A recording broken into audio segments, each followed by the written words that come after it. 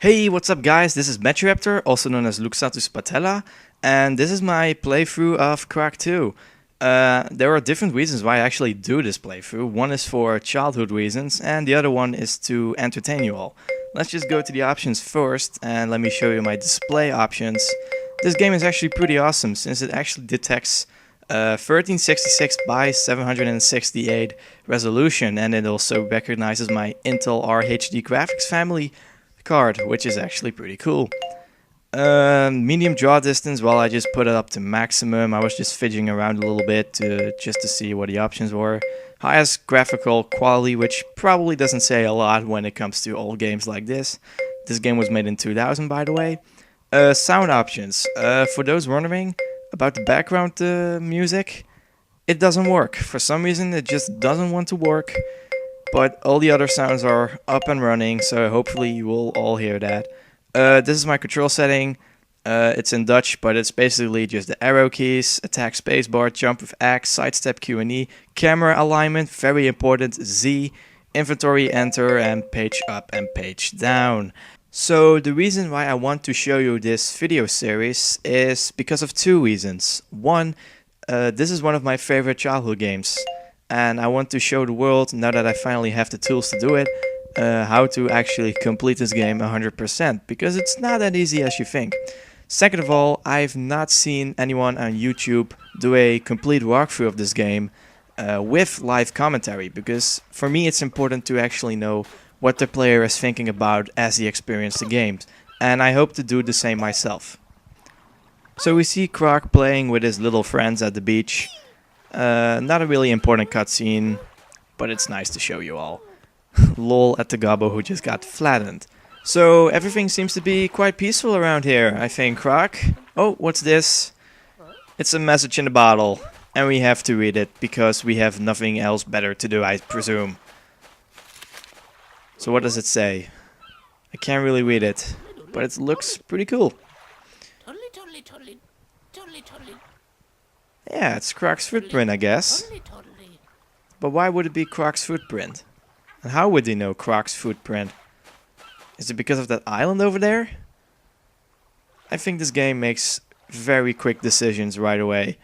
And this is actually pretty funny too. I mean, that Gobbo just got flattened by a beach ball, so how the hell can it actually have the strength to move a boulder? You know what? Just never mind. Just watch.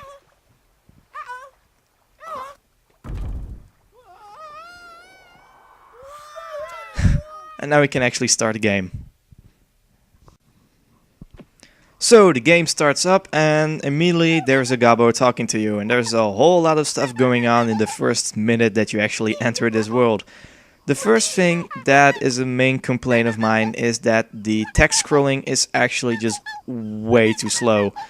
Another thing might be the voice acting, which is actually pretty funny, but a little bit annoying over time, I presume. Just listen to it yourself for a little bit.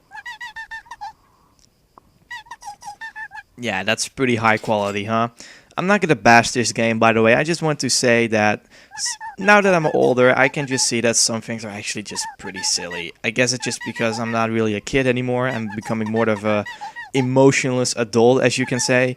So I guess this is why I find this game a little bit more kiddie than, and a little bit more silly, I think, than before, of course. Anyways, what just happened is that we got a sort of credit card from the first Gobbo, and now we got magic eye zoomers, or just binoculars. And as you can see, I was just trying to mess with it. Actually, I find the binoculars a little bit unnecessary, because if your render distance is up to maximum, then there's actually no point in using the binoculars. Okay, so as you can see, I'm actually going straight to the Swap Meet Pete shop, that's how it's called, and we see this little dude over here who has lots of stuff that you can buy from it. And we actually will buy some stuff from it over time as this playthrough goes, but I just want to show you guys a little bit of what kind of products this guy has to offer for us. So we're gonna start with this, which he is calling the Crystal Craze Gummy Savers Jump. Actually, what this does is giving you a jump boost at some places where you can actually use this item to reach for, I don't know, chests or keys or crystals or whatever. It's pretty much needed if you want to complete the game 100%. This is actually the same thing. It's just a little bit stronger when it comes to the boost, and the purple one is actually the most expensive one, and it's actually to reach those very hard to get places. This is a Clockwork Gobbo. I'm gonna explain this. I'm gonna explain later what this actually does, but you're gonna need a lot of them. At least I do, because I always have to use 2 of them to get one particular item. And this is the crystal ball, and this is actually to use to, well, he just says it, to go to faraway places. But because we have just entered this world, we don't know what we have to do in this world, Croc doesn't have an opinion about where should he go next. And this is the useful hard pot, minus the useful, because this is actually a waste of money if you actually want to buy this, at least for now, because you don't need it. As you can see, we have 5 out of 5 hearts, but we're gonna make it 5 out of 6 hearts right away. What you're gonna do here is to actually get over to this Gobbo who is jumping on the trampoline. This Gobbo actually wants to make a bet with you that you cannot jump higher than him, but as you will see, I will succeed in doing this with a simple stomp move that you can actually do by double tapping the X button, which for me is a jump button. So we just won the bet, and we will get a nice little reward from this friendly Gobbo. We will actually get 100 crystals, which is actually a nice start capital, because I'm gonna use these crystals to buy my stuff that I need to complete the very first level. But before we're gonna do the levels in this world, we're gonna go to this nice little Gobbo guy who wants to give you a set of commands. If you actually do the commands in order and in time, you will actually get a hard pot for free. So yeah. What was it again about spending 250 crystals for a hard pot when you can actually get one for free?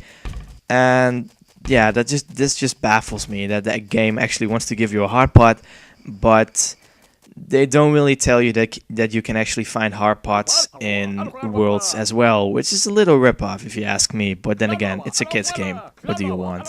So I'm just about to buy my equipment I'm gonna need for the first level, which is just a simple Gummy Savers Jump Boost Thingy Majiggy that I'm just gonna call him. Well, actually, I don't know what to call him. You can actually leave in the comments how you want to call these items, because I don't really give a name to these things myself. I remember in the demo, they actually used some sort of pudding to boost you upwards, and we will see that later in the playthrough, that they actually have these pudding things still left in the game.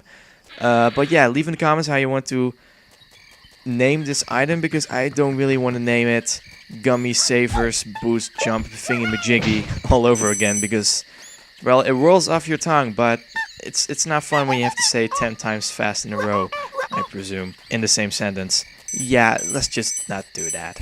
So we have actually entered the first level already, and we just saw that a Gobbo is caged in, and we have to go find for a key. You will see that the levels are actually quite linear, at least for now, and there are actually crystals scattered everywhere. I recommend just getting all the crystals you can find, because you're gonna need crystals later on in the game to buy a lot of stuff. And if you're like me, you're gonna buy a whole lot of Clockwork Gobbos, because these things are actually a real pain in the ass for me to control, and you will see why. But first, you've just seen me picking up a red crystal, which was different from all the other crystals that we just found inside the game. As you can see here, we also found a green crystal, so you might be wondering what is up with these crystals. Well, let me just explain it very briefly. In every level there are 5 different colored crystals. If you manage to get all 5 of these crystals in the same playthrough of the level, then you will actually unlock a little warp zone. And in there you can actually find a golden Gobbo. What is a golden Gobbo? It is actually a trophy which you can obtain, but you have to obtain it by completing a usually more difficult platforming level, which is actually a very short level, but it's just a little bit more skills involved than the usual level itself that you have to get all the crystals from. Some of these crystals are actually in a very bitchy place, so we're gonna need these boost jump thingies to actually go and collect them. And that's actually where I need the crystals for. So it's actually just a game of collect and just snatch.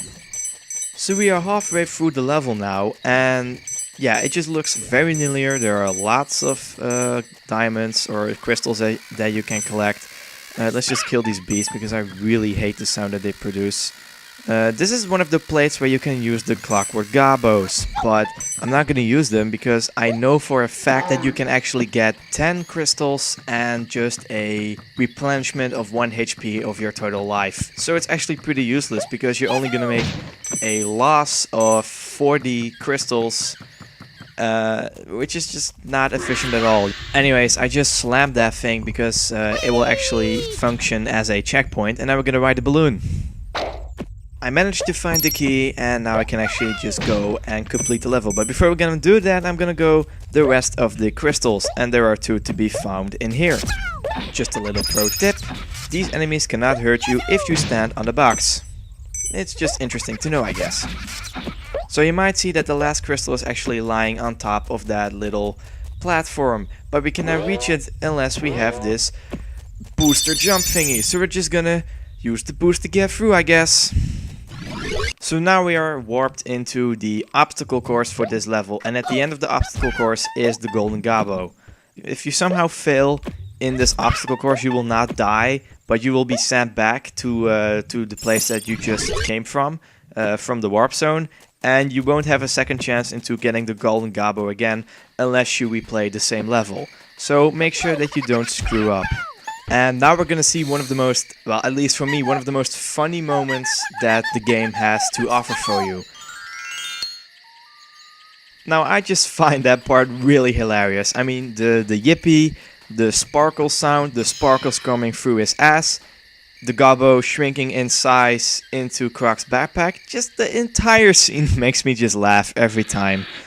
And I think this is one of the little things that reminds me of my childhood, that I really loved playing this game so much, that I really adored those little small moments, even to this day. So I think this is just one of those signs that I do still appreciate the game for what it is, even though if it is silly or a little bit stupid or at sometimes. But just remember, it's a game. It was meant for kids. I still love the game, so whatever.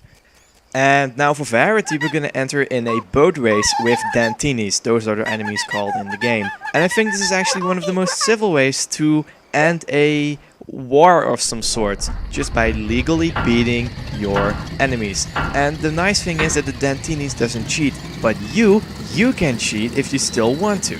Over this course there are 5 crystals scattered all over again through the lab course, so it is my job to actually get those 5 crystals and still be first place, because you actually need to be first place in order to complete this mission. You don't have to be first though to get the golden Gobbo, as long as you get the 5 crystals throughout the entire race.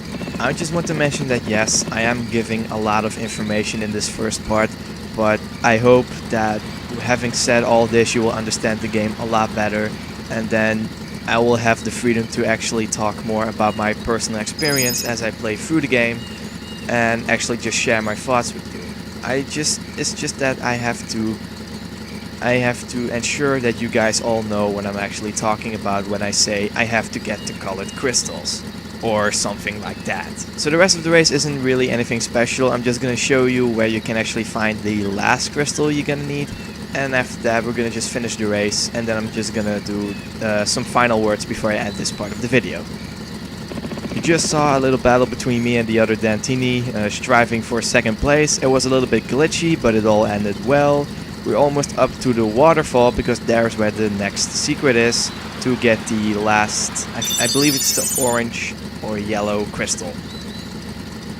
Surprisingly enough, getting into first place isn't as easy, because the AI is actually pretty good. I mean, this Dantini gets up in your tail for quite a while, unless, of course, you're gonna use the waterfall again in the third round, which I'm gonna do because I am such a cheating bastard.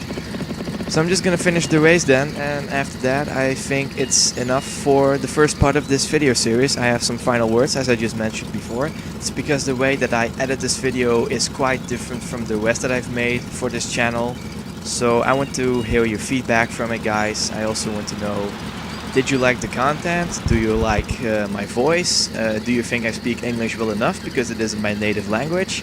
Do you want to see more of this video series? Do you have any questions? Just go all out, just tell me what you think, and I'll just take it as constructive criticism for the next part. So I will see you guys next time. Enjoy the outro. Check our channel description to see an upload schedule of new video series that I'm planning to be doing, and I'll see you next time. On our way to the hospital, we came across a witch, and we all know extra caution is a must while she's around. But not for Francis, he just brutally murders her with his shotgun blasts.